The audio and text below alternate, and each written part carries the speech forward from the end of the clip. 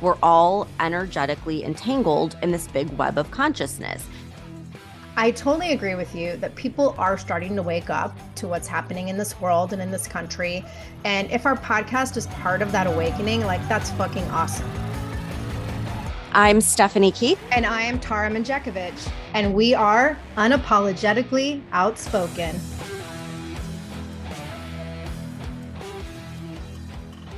Hey everyone, welcome to our Manifestation Monday episode. And today is going to be an interesting one because we're diving into a whole world of possibility here with quantum physics, which is one of my favorite things to geek out about.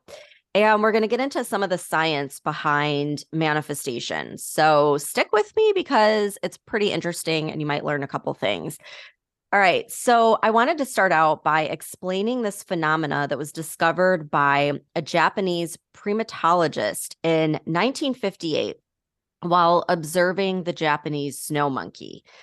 So scientists went to this island of monkeys and they dropped sweet potatoes that they would drop it along the coast, and the sweet potato would be like covered in sand and dirt from falling. And the monkeys loved the sweet potatoes, but they didn't like the sand on them.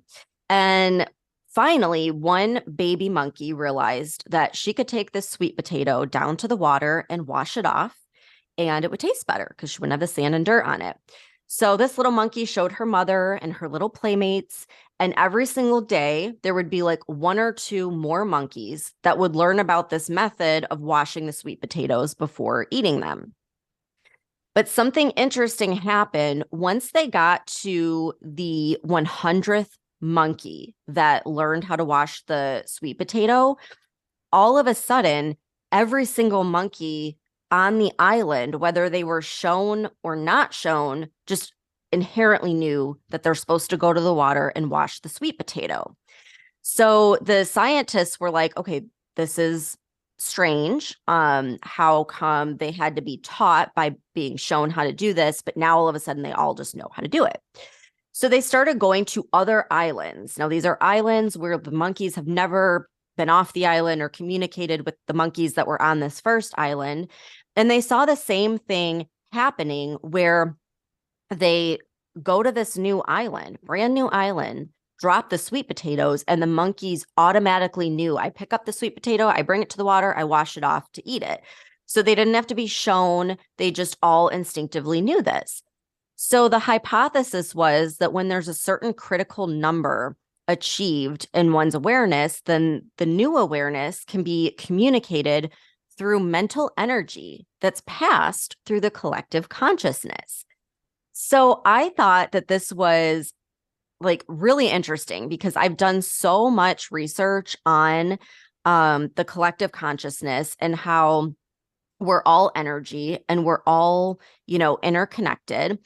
And it made me think about what we're doing here with this podcast. And it's like, maybe we're helping that like one extra person learn about what's happening, like wake up, learn the truth about what's going on. And maybe it'll reach that tipping point to where a certain number of people learn this, and then the whole collective consciousness kind of like wakes up to what's happening. Like, don't you think that's cool, Tara, to think that there is this effect and like maybe our podcast truly is making a difference and like pushing people to that tipping point? Yeah, I love the idea, like what we could be the 100th monkey, right? And like, as much as I sometimes have my doom and gloom worldview, I totally agree with you that people are starting to wake up to what's happening in this world and in this country. And if our podcast is part of that awakening, like that's fucking awesome. Like, we're not making money from doing this. Let's be honest, doing a podcast 3 times a week that requires us to research stories and find facts, like it takes a lot of time and energy that we both could be spending elsewhere. But I believe this is like a labor of love for both of us because we're so passionate about waking people up to knowing and understanding the truth. And I believe that that passion is part of developing that whole concept of collective consciousness. And when you told me you wanted to do this topic, I started doing some research and I found some articles. I don't know if you've heard about this. It was a 4-year experiment that was conducted from 2012 to 2016 by scientists from the Institute of Noetic Sciences, where they had a bunch of scientists go to the Burning Man festival for 4 years, and they wanted to investigate, like, I guess people were reporting that they experienced an energetic shift during these two ceremonies at Burning Man. And one of them is called Man Burn, and the other one's called Temple Burn. I think one happens at the beginning and one at the end. I've never been to Burning Man, so I don't know. But I guess scientists found that, like, during these ceremonies where you have tens of thousands of people collectively focusing on the experience, there was this literal like electricity in the air, and it created this like super high vibe energy field. And what's interesting about it is that Burning Man is held in like a totally isolated desert environment in Nevada. There's no electrical power grids nearby. And so the theory is that this electricity field is being created by the collective consciousness of the tens of thousands of people who attend the festival. And when you think about it, that's actually like really fucking powerful. Yeah, I know. I have been obsessed with this whole idea of quantum entanglement ever since it won the Nobel Prize last year. Or no, it was actually, I believe it was in 2022. So I want to dive into that because that would make sense of what's happening at Burning Man. So, uh, the Nobel Prize in Physics was awarded in equal parts to Elaine Aspect of the University of Paris, John F. Clauser of J.F. Clauser and Associates, and Anton Zeilinger of the University of Vienna for their pathfinding work in quantum mechanics and quantum information science. So, according to an article in Scientific American by Lee Billings, quote, working independently, each of the three researchers forged new experiments demonstrating and investigating quantum entanglement, the curious phenomenon in which two or more particles exist in a so-called entangled state.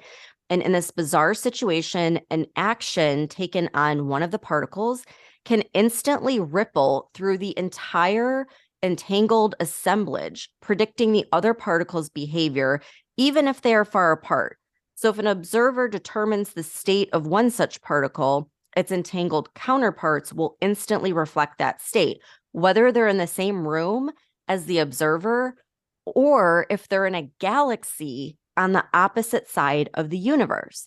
And although this phenomenon has become an essential aspect of modern quantum technologies, it's so counterintuitive and seemingly impossible that Albert Einstein once famously called it, quote, spooky action at a distance.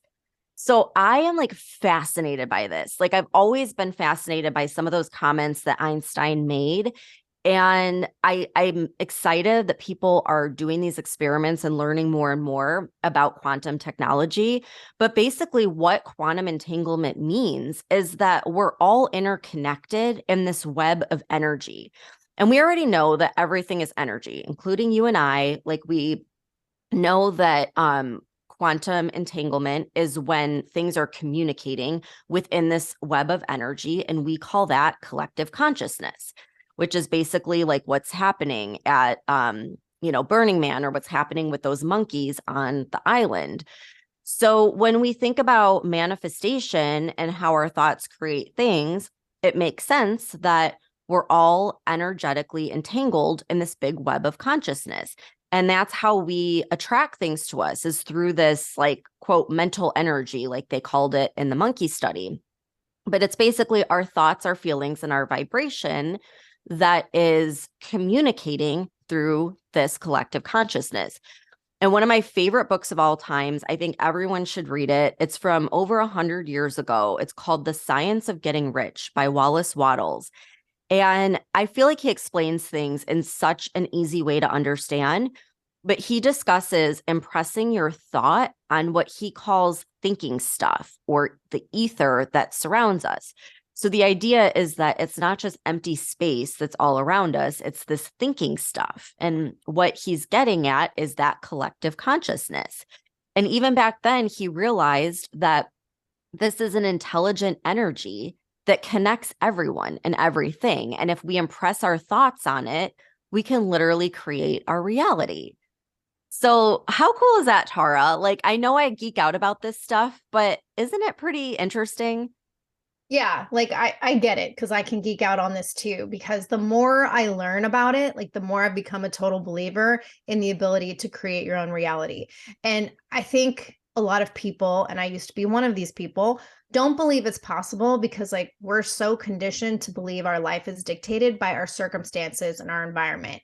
And people believe that you can't change those things. And what makes it even more difficult for people to believe that they can basically create their own reality, and we've talked about this before, is you're conditioned to have these limiting beliefs and paradigms from the time you're born, and you're taught the conditions that your parents were taught and their parents were taught.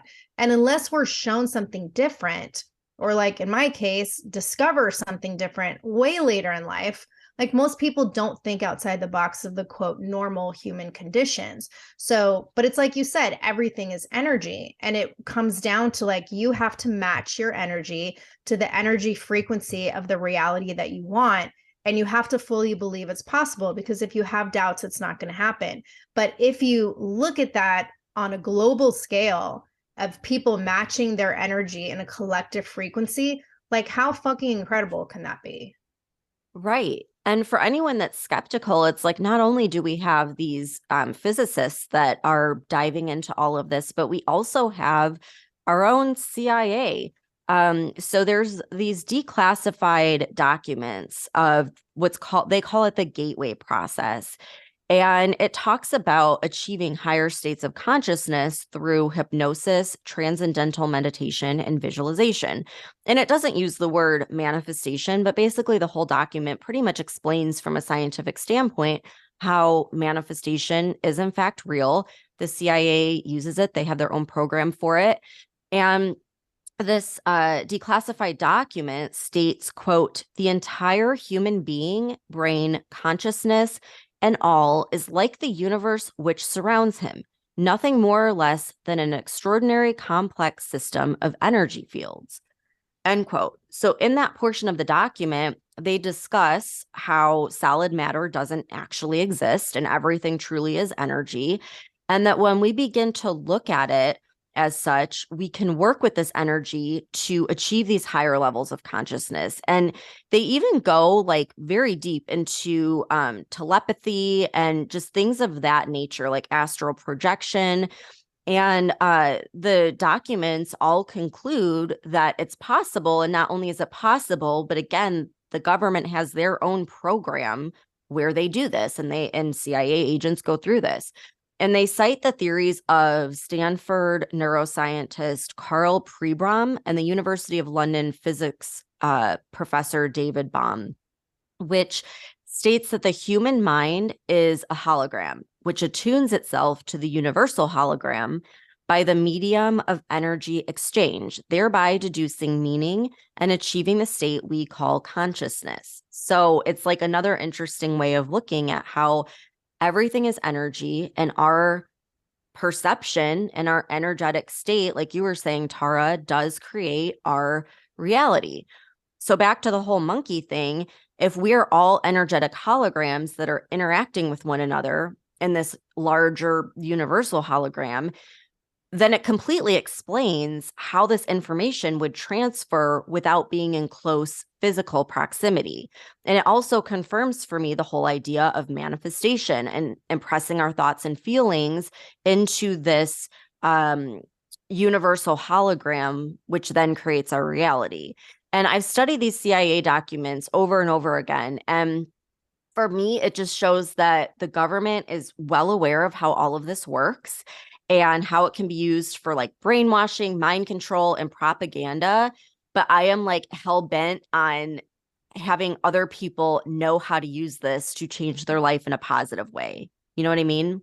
Yeah, but like that's what our government's been doing for years. Like if you look at studies on crowd psychology, or even if you just pay attention to what's going on currently in the world, this is how there's such a divide in America right now. It's purposely created racial tension, purposely brainwashing children to believe they're not the right gender, purposely using media and propaganda to make people believe they're a threat to democracy, all of this shit. Like this, these are literally examples of how collective behavior becomes contagious and creates a herd mentality where people automatically believe something without questioning it.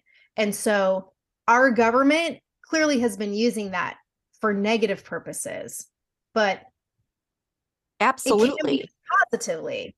It can be used positively. And I do want to just make a note on that. When we get so heated about what's happening with children and this whole like gender affirming care and what's being taught in schools, it's not that we're bigots that are against trans people or against the LGBTQ community. Like that's not it at all. But children, especially below the age of 7, they're like walking sponges where they're in the theta brainwave state and their subconscious just takes everything as truth. So just like you said, like people will automatically believe it without questioning it. That's why we have to stand up when they're doing this with children because they don't have the cognitive ability to question anything yet. And, as adults, like they wouldn't even have to brainwash adults if they just brainwash all of these young It's, children into completely believing something that goes against like their eyes and their realities. So that's like one of the reasons why I'm so passionate about talking about these things and not allowing them to happen. But like you said, it can be used for positive. And if people would just open their minds to this knowledge and learn it, it can change everything. And I know more and more people are becoming aware of the power of manifestation, meditation, visualization, like all these other energetic techniques. And I can feel it. Like, I think we are so close to that tipping point where the entire collective consciousness wakes up to it. And so, again, like, it just makes me believe in what we're doing, Tara. And I think that everyone out there listening, if you think like, well, what could I do? Like, I'm just one person. You could be that one person that shares it with another person and wakes up the entire collective consciousness, just how like that 100th monkey changed it for every single monkey. So we really do have a lot more power than we realize. And if we could just realize it and embrace it, we can literally change the world. yeah, So that's fucking powerful. there's my motivation for Monday. So go out there and like and change the world. And if anyone is interested in like really diving into these CIA documents, we can link those in Patreon. And it's really interesting and it's great to use with people that are like skeptical, and it just gives you some more of the science behind all of this. So anyhow, hopefully that makes you feel like, good, like we've got this and we're going to just keep like sharing the truth and waking up the collective consciousness. And if everyone does their part, we'll get there pretty quickly. All right. So everyone have a wonderful week and we will see you back here for Weird Wednesday. Thanks for tuning in. If you enjoyed this episode, share it with a friend, and don't forget to subscribe to the podcast so you get our latest episodes every Monday, Wednesday, and Friday. And if you could, please rate and review the show. We are going to be reading every single review, and I would love it if you hopped over to Instagram at Unapologetically Outspoken and say hi. We want to see who's out there and start a conversation, plus get all of the topics that you want us to talk about next. Thank you so much for tuning in, and we'll see you next time.